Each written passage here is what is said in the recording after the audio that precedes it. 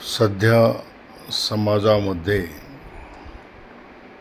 खून, मारामाऱ्या, आत्महत्या, जाळपोळ, लूटमार असले प्रकार खूप वाढले आहेत. विविध प्रकारची आंदोलने, जातीयवाद इतक्या तितक्या कारणावरून हमरीतुमरी अगदी शाळकरी मुलांपासून तर मंत्र्या-संत्र्यांपर्यंत अशा प्रकारचे वाद भांडणे रोज दिसून येत आहेत. एखाद्या कार्यालयातील अधिकाऱ्यासोबतची हुज्जत असो, रेल्वे किंवा एस-टीमध्ये उतरताना चढताना झालेली धक्काबुक्की असो, किंवा एवढ्या तेवढ्या कारणावरून शेजाऱ्याशी झालेले मतभेद असोत, याचे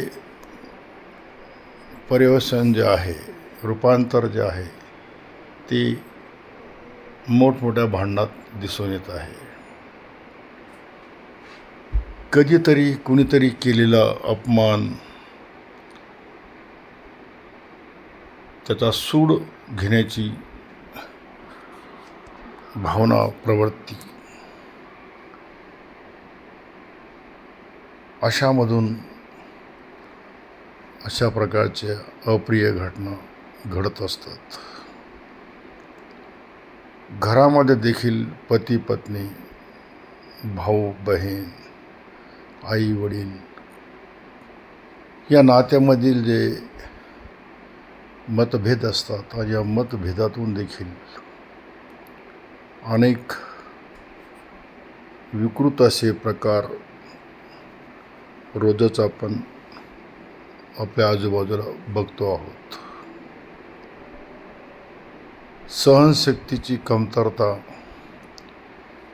विवेकशीलतेचा अभाव आणि भावनेच्या भरात उचललेले पाऊल, यातून अशा घटना घडत असतात. सामंजस्याची भूमिका, परिणामाचा विचार जर केला तर अशा घटना टळू शकतात. परंतु हल्ली जिकडे तिकडे लहान खेड्यांपासून तर अगदी मोठमोठ्या शहरापर्यंत खून किंवा हत्या करण्याचे प्रमाण वाढत चालले आहे. एखाद्या व्यक्तीचा प्राण घेणं हे किती भयानक असतं. एखाद्या कुटुंबाचा प्रमुख असतो